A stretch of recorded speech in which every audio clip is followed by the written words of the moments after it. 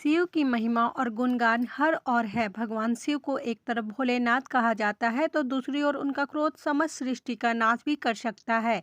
वे अपने भक्तों को बेहद प्रिय है। भगवान शिव के दुनिया भर में बहुत से ऐतिहासिक मंदिर हैं। इन्हीं में से एक है त्र्यंबकेश्वर मंदिर। भोलेनाथ के इस मंदिर में तीन शिवलिंग विराजमान है। इस प्राचीन मंदिर के दर्शनों के लिए लोग दूर दूर से आते हैं और शिव की आराधना करते हैं। मंदिर के शिवलिंग ब्रह्मा, विष्णु और शिव के नाम से विख्यात है।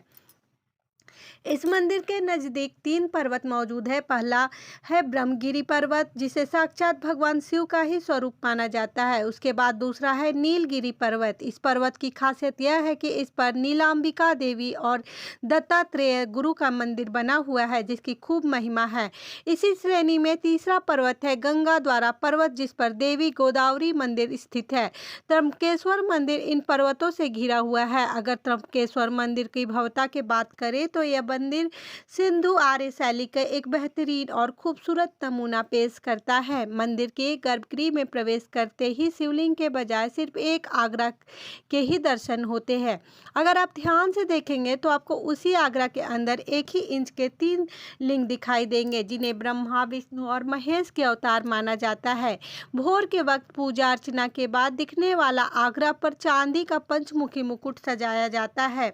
भगवान शिव का मंदिर त्र्यंबकेश्वर ब्रह्मगिरी हिल्स के मौजूद है। ऐसी मान्यता है कि यह भूमि गौतम ऋषि का तपो स्थान हुआ करता था। कहा जाता है कि गौ हत्या के आरोप से मुक्त होने के लिए गौतम ऋषि ने इसी स्थान पर खूब तपस्या भी की थी।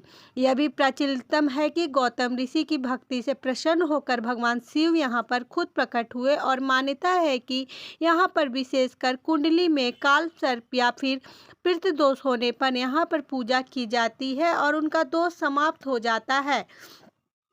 एक पौराणिक कथा के मुताबिक ब्रह्मगिरी पर्वत पर गौतम ऋषि का निवास स्थान हुआ करता था और उनकी तपस्या और भक्ति को देखकर अन्य ऋषिगण उनसे भयभीत होने लगते थे, जिसके कारण उनका व्यवहार गौतम ऋषि की और भी काफी ईर्ष्यालु हो गया था।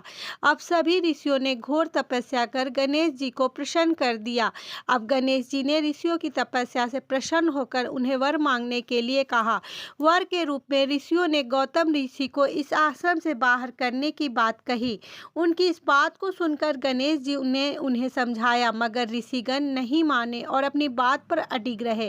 अब अपने भक्तों को निराश न करते हुए गणेश जी ने एक गाय का भेष धारण कर लिया। अब वह गाय दिखने में काफी दुर्बल थी, जो गौतम ऋषि के खेतों में जाकर फसल खराब करने लगी। इस दृश्य को देखकर गौतम ऋषि चिंतित हो उठे। वे जैसे ही गाय को हटाने के लिए वहां पहुंचे, गाय खुद ब खुद निढाल होकर जमीन पर गिर पड़ी और अपने प्राण त्याग दिए। इसी के चलते उन्होंने गौतम ऋषि गौ हत्या करने का संगीन आरोप लगा दिया।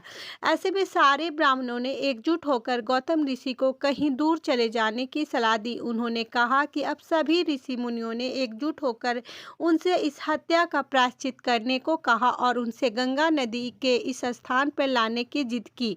ऋषियों ने गौतम ऋषि से 3 बार पृथ्वी की परिक्रमा करने के लिए कहा। पंडितों का कहना था कि परिक्रमा समाप्त होने के बाद 1 महीने व्रत करते होंगे और उसके बाद ब्रह्मगिरी की भी 101 परिक्रमा करनी होगी। इन सब कार्यों के लिए तुम्हारे कर्मों का शुद्धिकरण संभव हो सकता है। इसके अलावा गंगा जी को यहाँ पर लाकर उनके जल से स्नान करो और फिर 1 करोड़ पार्थिव शिवलिंग से शिव जी की आराधना करो। अब गौतम ऋषि मन ही मन इस बात से बेहद विचलित हो उठे। वे अब खुद पर लगे आरोप से मुक्ति पाने के लिए भोलेनाथ की तपस्या में जुट गए। अब उनकी घोर तपस्या और साधना से खुश होकर शिव जी और पार्वती जी ने उन्हें दर्शन दिए।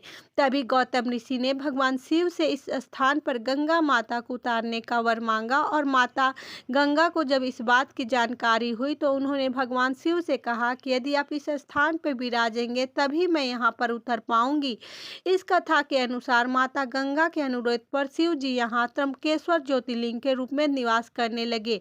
अब शिव जी के यहाँ निवास करने से लेकर इस स्थान को तीनों नेत्रों वाले शिव शंभू के नाम से पहचाना जाने लगा है।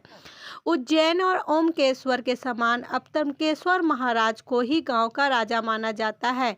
इसी मान्यता के साथ अब हर सोमवार के दिन एक राजा के समान त्र्यंबकेश्वर अपने भक्तों यानी कि प्रजा के मिलने वाले उन्हें दर्शन देने के लिए अपने क्षेत्र के लिए मुख्य मार्गों से होकर गुजरते हैं।